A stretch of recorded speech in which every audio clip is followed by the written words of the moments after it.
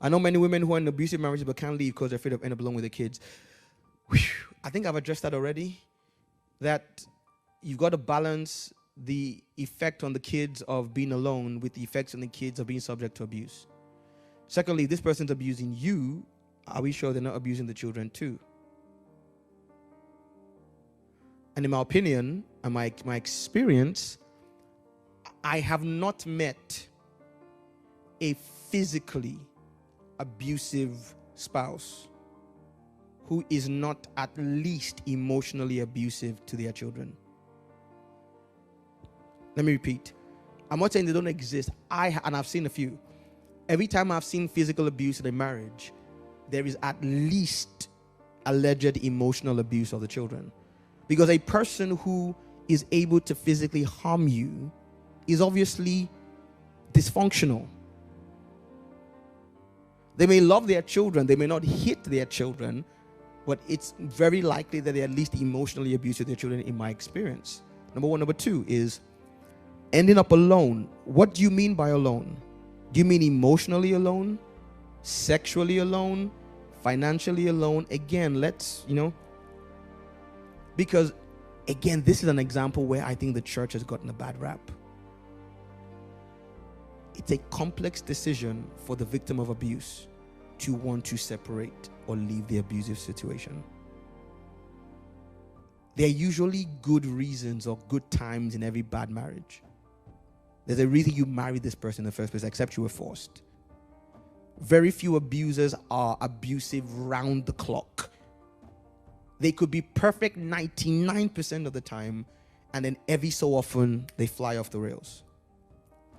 So you need some help with the prioritization system. If it's for financial purposes, this is where friends, family, and the church should get involved. Now, bear in mind, if the abuser is a millionaire, it is not our job to give you the same financial status as you were being married to the millionaire. It is our job, to the best of our ability, to make sure you don't beg.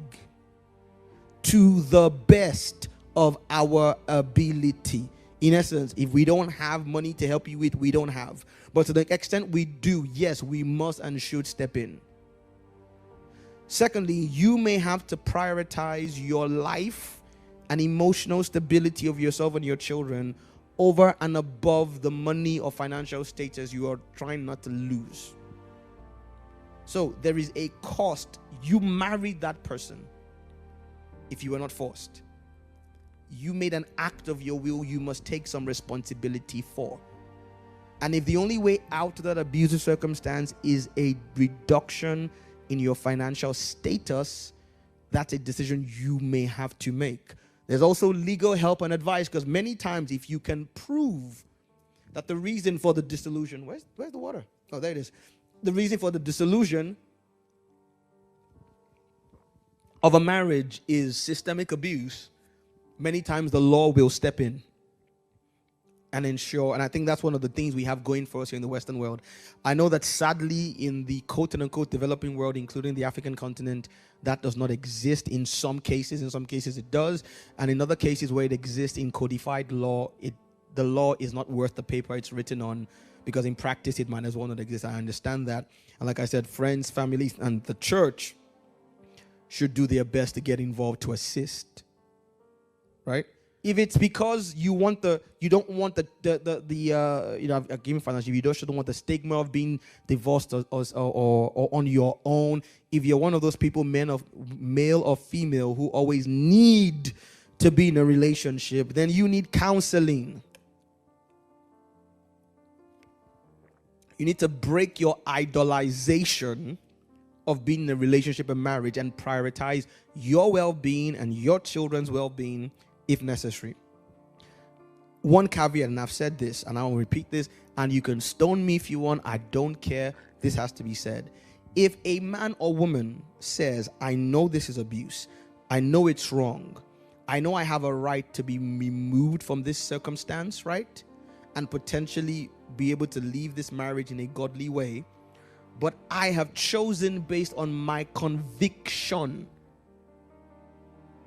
that this is a cross, in essence, I believe God is speaking to me, we will make it very clear to you, we're not involved. And if there are children involved who are being abused, we may need, in essence, we need to tell the police, those children are being subject to abuse. The woman wants to stay, that's her choice. But, but if that's not involved, and that person says, this is a cross I want to bear, right? While I disagree, and like I said, I will make it clear. If I'm a pastor, I might publicly present it to a church to say, this is a scenario, or at least to a leadership. This person has said no. There's nothing we can do. We can't force them. We've done safeguarding. We've reported to the police. And fine, right?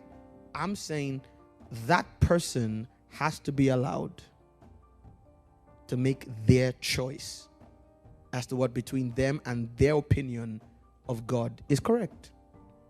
And they should not be demonized for that. Now, having said that, if I'm that pastor, and especially a woman says that, I would tell that man, right? The next time, she doesn't want to leave that home, fine. The next time I am aware that there is abuse, I am personally going to see to it that you are locked up and the key is thrown away.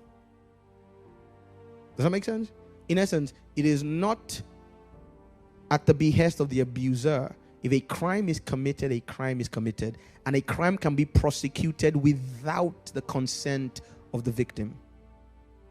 So we may not be able to prove what happened before because the victim will not cooperate with the police.